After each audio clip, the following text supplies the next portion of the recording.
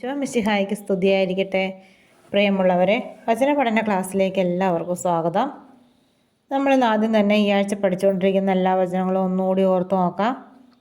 സുഭാഷിതങ്ങൾ 3-ാം അധ്യായം 5-6 വാക്യങ്ങൾ. കർത്താവിൽ പൂർണ്ണ ഹൃദയത്തോടെ വിശ്വാസം അർപ്പിക്കുക, സ്വന്തം ബുദ്ധിയെ ആശ്രയിക്കുകയും അരുത്. നിന്റെ എല്ലാ പ്രവൃത്തികളും ദൈവവിചാരത്തോടെ ആകട്ടെ, അവിടുന്ന് നിനക്ക് വഴി തെളിച്ചു തരും. ഉൽപ്പത്തി 1:1. ആദിയിൽ ദൈവം ആകാശവും ഭൂമിയും സൃഷ്ടിച്ചു.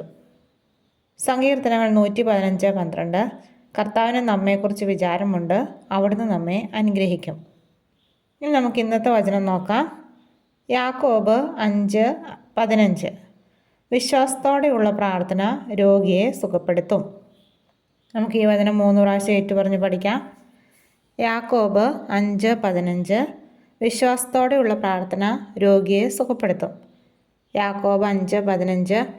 വിശ്വാസത്തോടെയുള്ള പ്രാർത്ഥന രോഗിയെ സുഖപ്പെടുത്തും. യാക്കോബ് 5:15.